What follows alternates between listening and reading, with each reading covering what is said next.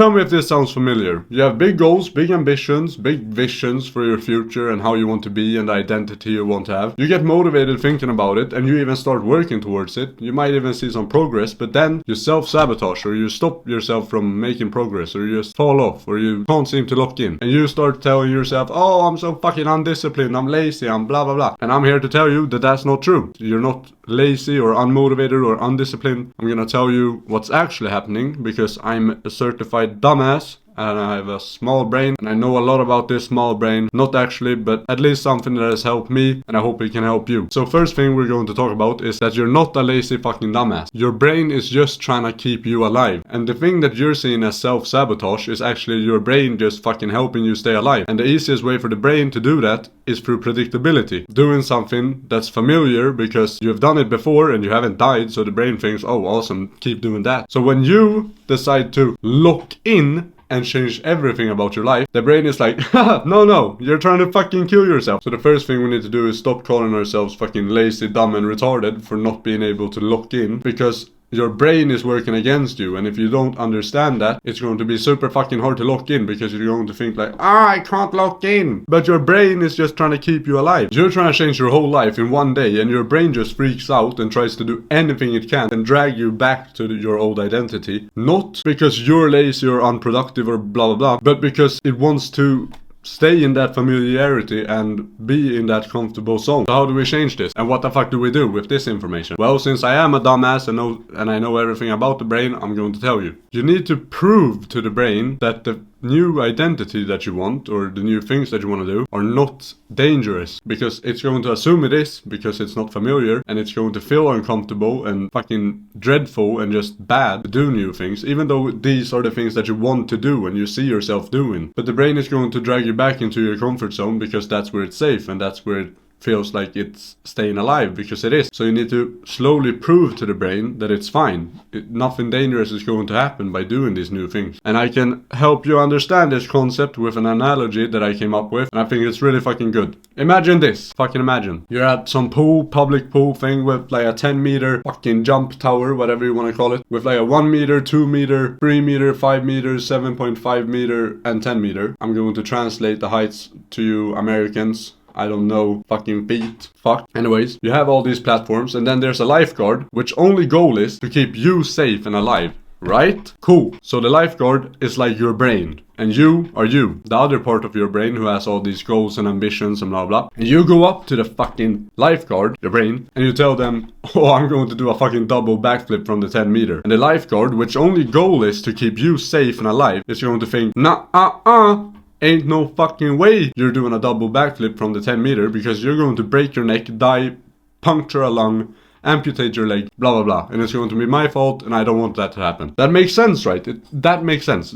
You can't argue with that. That makes sense. But after that, you wouldn't go like, oh, maybe I can't do a double backflip, because you're probably very confident that you can. You can see yourself doing it, you have seen other people do it, and you feel like you can. But then the lifeguard says, no, you can't. You're going to fucking die. You wouldn't be like, oh no, I can't do it. What the fuck? I thought I could, blah, blah, blah. Like you do in reality when you tell your brain that, oh, I'm going to change my life tomorrow. And the brain says, fuck, no, you're not. You're going to hurt yourself. You're going to die. This is not good. Then you start going like, oh, maybe I can't. Maybe I'm not this type of person that does these things. But if you instead stop talking to the lifeguard and just go up to the 1 meter platform, do some dive, I don't fucking know, and then the lifeguard wouldn't care. It's like 1 meter, you can't get hurt from doing that. You go up to the 3 meter, maybe do some backflip from there. A little bit more scary, blah blah. The lifeguard is keeping an eye out, but it's fine. It's not yelling at you yet. Then you go up to the 5 meter and you do like some cool ass dive, and the lifeguard is still like a little bit on edge, but it's fine. It feels like you have control and you know what you're doing, so they don't yell at you. And then you go up to the 7.5 meter. Same thing there. You do a little bit harder tricks, and the lifeguard is like, okay, cool. Seems like he knows what he's doing. And you'll go up to the 10 meter. You do the double backflip, and by this point, the lifeguard doesn't even fucking look at you, because it's just so normal that you're doing these tricks from these platforms. Because you prove to the lifeguard over and over again that you know what you're doing, and nothing will happen. You're fine. You won't get hurt. And the lifeguard don't have to worry because they can see that you have done these things, so you won't get hurt. Their job is to keep you safe, and if you can prove to them that you are safe, they won't be worried. so they won't stop you. Do you understand that analogy? It's the same with the brain. If you slowly prove to the brain that it's fine, nothing will happen, I won't get hurt, I won't fucking die, just know that the brain will assume that you will fucking die if you just decide to change your whole life in one day. And everything will be against you from doing that, because the brain thinks you're going to die. But if you slowly fucking change and act in alignment with the identity that you want to have, then it will be fine. So how do we use this like in our practical fucking lives, like actual autistic steps? So let me give you an example. Say you want to wake up at 6 a.m. because all the Sigma grind set alpha males are doing that on TikTok and Instagram and YouTube. So you feel like you're a lazy piece of shit if you don't wake up that early. So you set the alarm at 6 a.m. like the good boy you are. And then you go to sleep and then you snooze.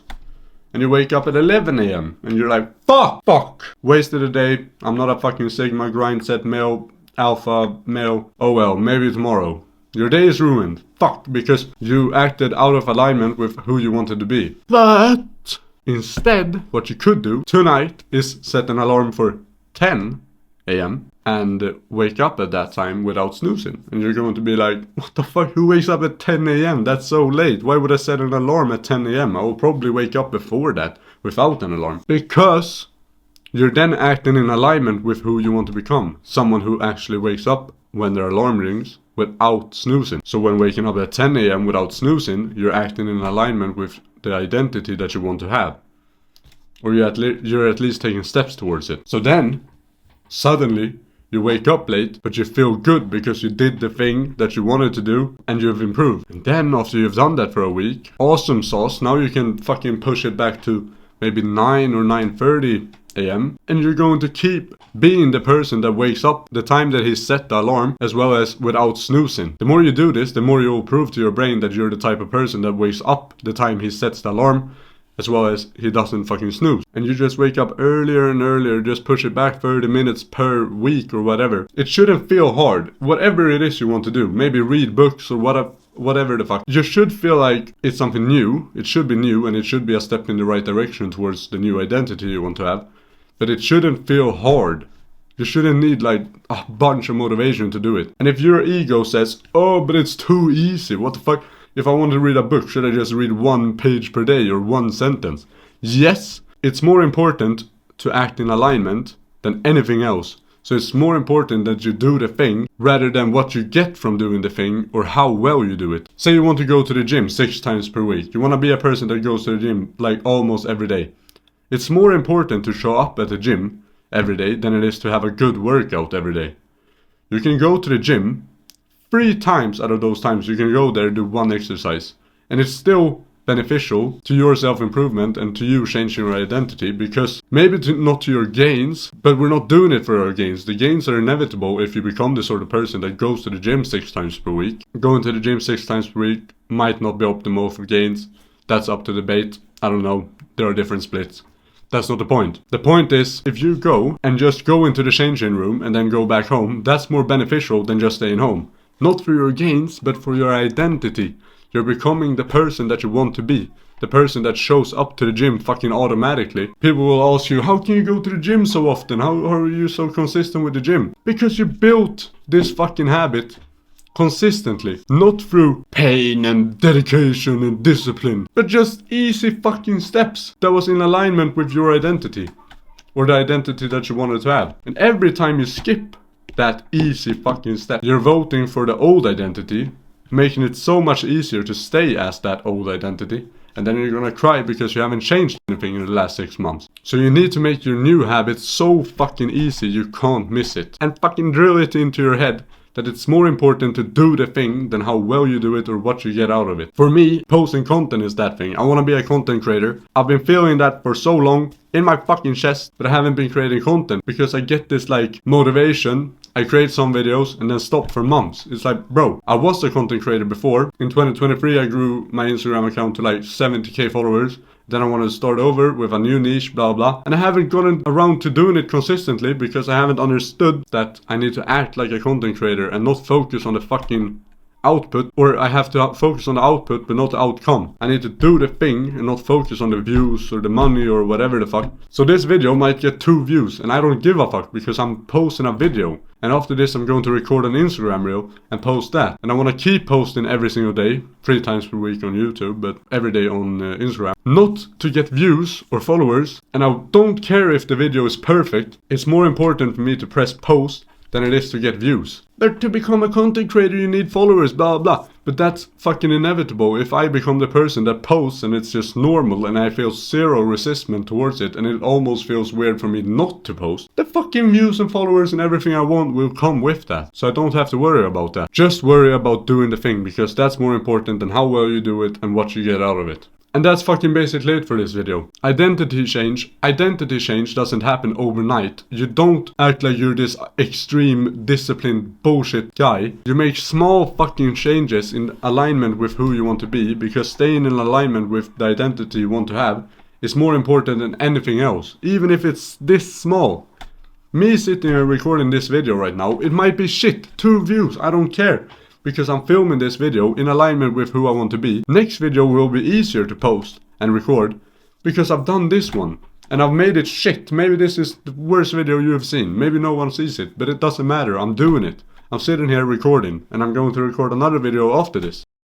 I'm unsure where I left off, but because my phone ran out of storage while recording and I didn't realize. But I feel like I've said everything, and yeah, I guess the last thing is, identity change doesn't come from a spurt of fucking motivation once in a blue moon. It comes from consistent acting in alignment with the person you want to be over a long period of time, until it becomes so effortless and normal, then you are that person effortlessly and normally. Yeah, that's it, I guess. You're going to see me do this because I'm going to post content 3 times per week on YouTube and then 7 times per week on Instagram and TikTok, I guess. I don't really care about TikTok. But yeah, and I'm going to do that because this is part of my identity now. Like I said, this video was harder to post than the next one will be. And if I post content like this every day, like I said, then 3 times per week on YouTube and stuff, then you'll see me changing my identity, and you can do it too. Because if I can do it, so can you, because I'm not special and neither are you. That's it. Goodbye.